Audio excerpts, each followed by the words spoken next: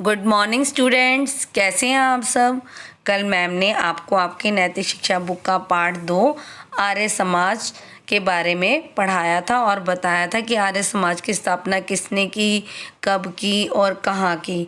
आज हम आपके नैतिक शिक्षा बुक का पार्ट 3 आर्य समाज के नियमों के बारे में पढ़ेंगे। ये आप सबको पता है, चाहे कोई भी देश है, समाज है या संस्था है, वह बिना नियमों के नहीं चल सकती। उसी तरह से आर्य समाज के भी कुछ नियम हैं और वो कितने हैं, वो 10 नियम हैं।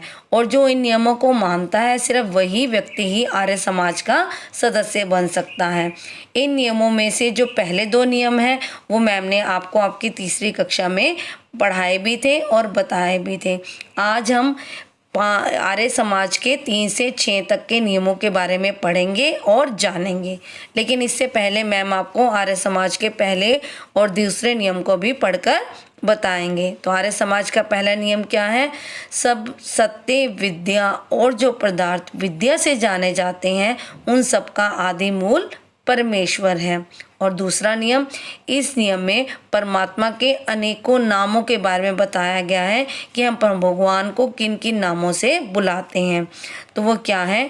ईश्वर जो है वो सच्चिदानंद स्वरूप, निराकार, सर्वशक्तिमान, न्यायकारी, दयालु, अजन्मा, अनंत, निर्विकार, अनादि, अनुपम, सर्वाधार, सर्वेश्वर, सर्वव्यापक, सर्व अंतर्यामी, अजर, अमर, अभय, नित्य, पवित्र और सृष्टि करता है और हमें उसी की ही उपासना करनी चाहिए। ये ईश्वर के अनेक नाम हैं जिनसे हम उन्हें बुलाते हैं।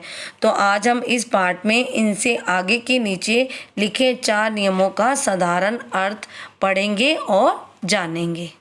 अब आर्य समाज का तीसरा नियम क्या है? आर्य समाज का तीसरा नियम है कि वेद सब सत्य विद्याओं का पुस्तक है।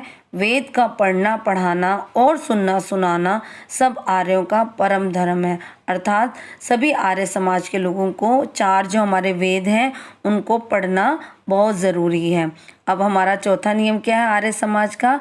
कि सत्य के ग्रहण करने और असत्य के छोड़ने में सर्वदा उद्यत रहना चाहिए। अर्थात जो चीज़ सत्य है, सच है, ठीक है, हमें उसे ग्रहण करना चाहिए और जो चीज़ असत्य है हमें उसे हमेशा छोड़ने में तैयार रहना चाहिए। और 5वां नियम क्या है?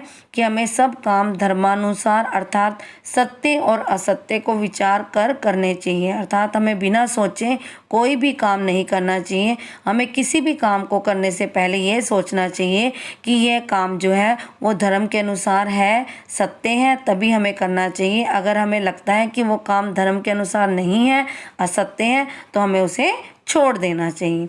और आर्य समाज का 6वां नियम क्या है? कि संसार का उपकार करना इस समाज का मुख्य उद्देश्य है। अर्थात शारीरिक, आत्मिक और सामाजिक उन्नति करना।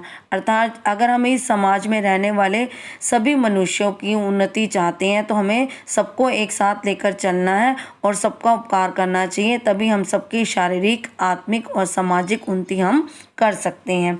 और आर्य समाज के इन नियमों में से जो तीसरा नियम है वो पहले ही नियम का पूरक है। तो आज हम इतना ही पढ़ेंगे। तो आज आप सब बच्चे आर्य समाज के 3 से 6 नियमों को पढ़ेंगे भी, याद भी करेंगे और इन्हें अपने नैतिक शिक्षा की नोटबुक में लिखेंगे भी। धन्यवाद।